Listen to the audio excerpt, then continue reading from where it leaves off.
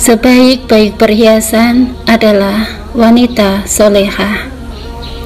Bersyukurlah wahai saudariku, para wanita muslimah, karena seorang wanita solehah adalah perhiasan terbaik di dunia, sebagaimana sabda Rasulullah SAW, "Adunya mata'u wa khairu mata'i dunya al-mar'atu solihah." Dunia adalah perhiasan, dan sebaik-baik perhiasan adalah wanita solehah. Kedudukan wanita dalam Islam. Wanita sebaik-baik perhiasan dunia.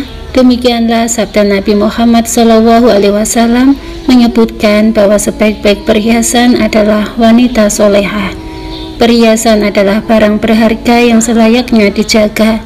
Namun sungguh disayangkan, beberapa media yang ada di saat ini justru telah membolak-balikan fakta. Keindahan wanita dianggap sempurna ketika ia memamerkannya. Keelokan parasnya menjadi barang dagangan yang dinikmati bebas dengan pandangan murahan.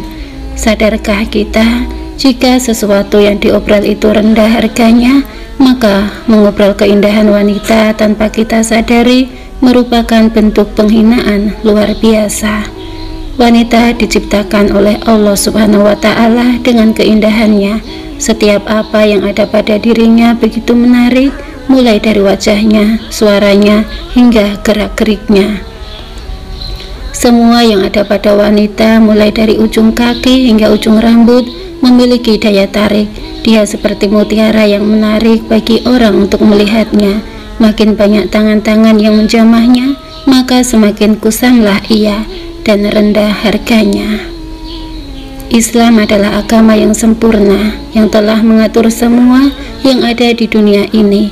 Allah Subhanahu wa Ta'ala berfirman, "Al-yawma akmaltu lakum dinakum wa atmamtu alaikum nikmati wa raditu lakum islami dina." Pada hari ini telah kusempurnakan untuk kamu agamamu, dan telah kucukupkan kepadamu nikmatku, dan telah kuridhoi Islam itu jadi agama bagimu. Al-Quran Surat Al-Ma'idah ayat 3. Di dalam Islam juga sangat memuliakan wanita dengan penjagaan terhadapnya. Di antara bentuk penjagaan tersebut adalah sebagai berikut. 1. Wanita diperintahkan menutup aurat. Islam menjaga wanita dengan perintah untuk menutupi seluruh tubuhnya dengan kain. Inilah yang disebut perintah menutup aurat. Hai Nabi, katakanlah kepada istri-istrimu, anak-anak perempuanmu, dan istri-istri orang mukmin, hendaklah mereka mengulurkan jilbabnya ke seluruh tubuh mereka. Yang demikian itu supaya mereka lebih mudah untuk dikenal, karena itu mereka tidak diganggu, dan Allah adalah Maha Pengampun lagi Maha Penyayang. Wala yubtina sinatahuna illa ma dhahara minha, dan janganlah mereka menampakkan perhiasannya kecuali yang biasa nampak daripadanya. Ibnu Qasim Al-Ghuzi berkata, aurat wanita merdeka di dalam sholat adalah seluruh tubuhnya kecuali wajah dan telapak tangan. Termasuk dalam telapak tangan adalah bagian punggung tangan dan dalam telapak tangan. Adapun aurat wanita merdeka di luar sholat adalah seluruh tubuhnya. Ketika sendirian, aurat wanita adalah sebagaimana pria, yaitu antara pusar dan lutut. Aurat wanita wajib ditutupi ketika berhadapan dengan laki-laki yang bukan mahram. Begitulah perhatian agama ini dalam menjaga kesucian wanita. Keindahan tubuh wanita adalah suatu bentuk godaan yang dapat menimbulkan minat untuk melakukan kejahatan kepada mereka.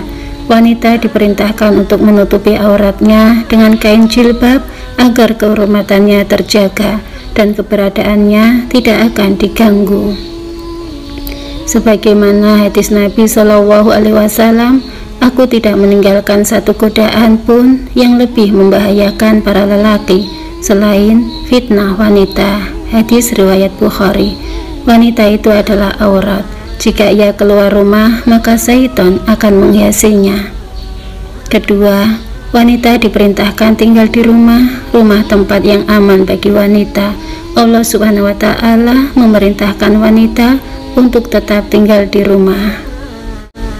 Allah Subhanahu wa Ta'ala berfirman, Dan hendaklah kamu tetap di rumahmu, dan janganlah kamu berhias dan bertingkah laku seperti orang-orang jahiliyah yang dahulu. Dan dirikanlah sholat, tunaikanlah zakat, dan taatilah Allah dan Rasul-Nya. Sesungguhnya Allah bermaksud hendak menghilangkan dosa dari kamu, hai ahlul bait, dan membersihkan kamu sebersih-bersihnya. Al-Quran Surat Al-Ahzab ayat 33.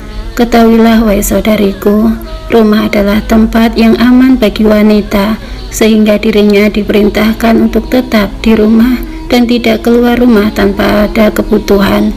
Wanita diperintahkan untuk di rumah bukan berarti untuk membelenggu kebebasannya, karena di rumahnya ia tak sekedar diam mengurung diri. Begitu banyak kegiatan dan tugas agung yang menjadi tanggung jawabnya. Ia diamanai hal yang begitu penting. Seorang wanita adalah pemimpin bagi anggota keluarga, suaminya, serta anak-anaknya, dan ia akan ditanya tentang mereka. Hadis riwayat Bukhari Muslim. Ketiga, wanita dilarang bertabaruj, berhias di depan lelaki yang bukan mahram. Wanita soleha hanya berhias diri untuk suaminya sudah menjadi suatu hal yang lumrah saat seorang wanita menyukai berhias dan mempercantik diri. Namun, berhias bagi wanita di dalam Islam ada yang dianjurkan, ada yang sekedar diperbolehkan, dan bahkan ada yang dilarang. Berhias yang dianjurkan adalah ketika wanita berhias untuk suaminya. Jenis berhias ini tidak memiliki batasan. Selanjutnya, berhias yang dibolehkan yaitu di depan sesama wanita dan lelaki mahram, orang yang haram dinikahi, dengan batasan tidak menampakkan aurat, sehingga hanya boleh menampakkan perhiasan sebatas yang melekat pada aurat. Jenis berhias yang haram adalah berhias di depan lelaki yang bukan mahram, dan inilah yang disebut dengan tabaruj. Larangan ini sebagaimana firman Allah Subhanahu wa taala, "Wala yubdina zinatahunna illa ma dhuhara minha," dan janganlah mereka menampakkan perhiasannya kecuali yang biasa nampak daripadanya. Ayat ini menunjukkan larangan tegas untuk menunjukkan perhiasan, sedangkan yang dimaksud kecuali yang biasa nampak daripadanya adalah pakaian luar wanita yang memang nampak dan tidak mungkin ditutupi. Ingatlah bahwa ketetapan ini datang dari Allah Subhanahu wa taala, Zat yang Maha memiliki hikmah, Zat yang lebih tahu tentang perkara yang memberikan manfaat bagi hambanya. Aturan ini dibuat agar manusia tidak tersesat, terbujuk ajakan setan, dan juga sebagai wujud kasih sayang Allah Subhanahu wa taala kepada para hambanya. Semoga Allah melunakkan hati kita sehingga mudah bagi kita untuk melaksanakan perintahnya serta menjauhi semua larangannya. Wallahu a'lam bishawab. Wassalamualaikum warahmatullahi ta'ala wabarakatuh.